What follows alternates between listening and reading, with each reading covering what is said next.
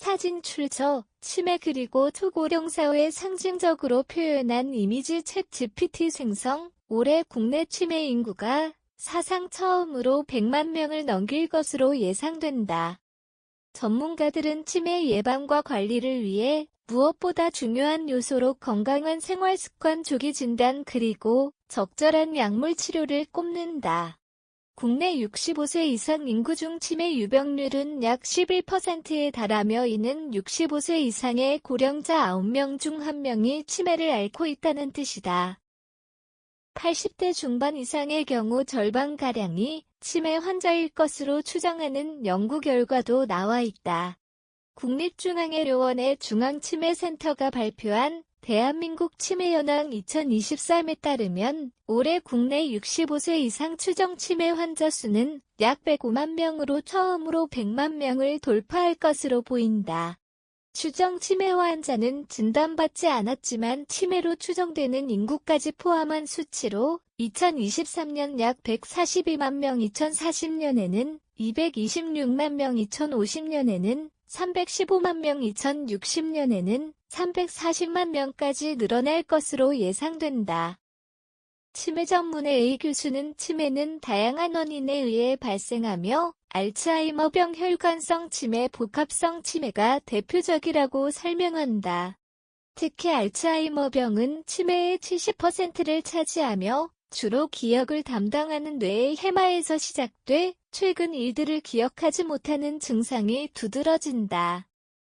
시간이 지남에 따라 전화 걸기, 대중교통 이용, 씻기 등의 일상활동에 큰 어려움을 겪게 된다. 혈관성 치매는 뇌졸중이나 뇌의 혈액 공급 문제로 발생하며 초기부터 적절한 관리와 치료로 악화를 막을 수 있다. 파킨슨병 환자의 40%도 치매를 동반하는데 이때는 기억력 저하와 성격 변화, 환시 등이 나타난다. 루이 소체 치매 역시 유사한 증상으로 파킨슨 증상이 나타나기 전에 인지력 저하가 동반된다. 알츠하이머병 치료제는 있으나 완치는 아직 요원하다. 아밀로이드 베타 축적을 억제하는 항체 신약들이 개발돼 있지만 뇌부종이나 미세출혈 같은 부작용과 비용 문제는 해결해야 할 과제로 남아있다.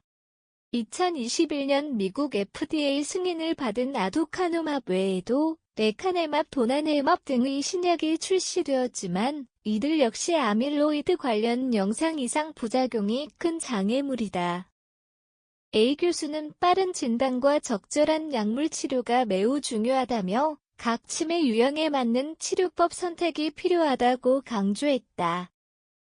비침습성 뇌자극 치료를 통한 임상시험도 진행 중이며 이외에도 유전적 요인에 대한 연구도 활발히 이루어지고 있다.